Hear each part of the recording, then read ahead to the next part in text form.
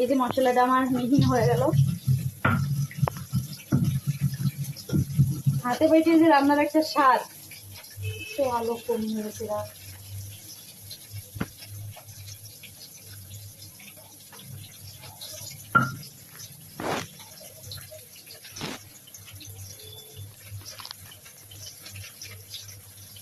তুলে রাখলাম, এখন মাছটা ভেজে নিয়ে আলুটা ভেজে নেবো, তারপরে রান্নাটা করব।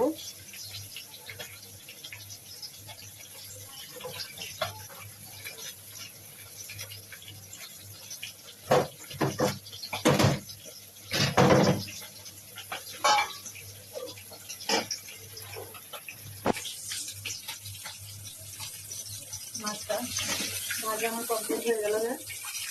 এটা আমি লাল লাল করে মাছটা ভেজে নিলাম।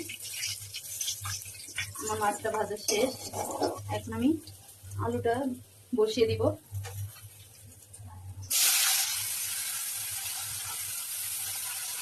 আলুটা ভেজে দিব। আমার হাতে আলু ভাজে খেলে আপনাদের মন চাইবে বারবার খাই। চলে আসবেন, যার যা খেতে মন চাই চলে আসবেন। আলুর দাম কম আছে, 6 কেজি আলু কিনে নিয়ে চলে আসবেন, ঠিক আছে? যার যা আলু ভাজি খেতে মন চাই 6 কেজি আলু কিনে নিয়ে চলে আসবেন।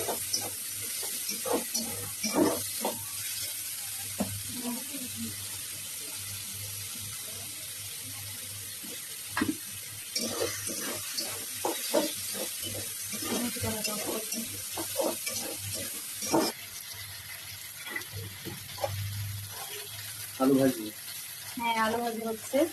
আর এটা কি মাছ? মাছ দিয়ে করলা দিয়ে রান্না হবে। আর এদিকে একটু লবণটা ঢেলে নিই।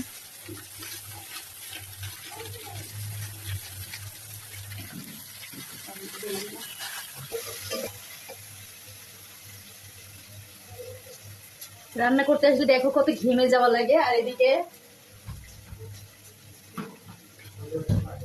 এদিকে আমার হাজবেন্ড বসে বসে খায়। আর এদিকে দেখো আমি কত রুটি বানিয়ে রাখছি। আমি দুপুরে তো ডায়েটে আছি, আলু ভাজি আর রুটি খাবো। এটা আমি কতগুলো রুটি বানিয়ে রাখছি দেখছো। আমি অনেক দিন ধরে এই রুটিগুলো ফ্রিজে রেখে রেখে আমি খাই, হালকা একটু সেকা দিয়ে।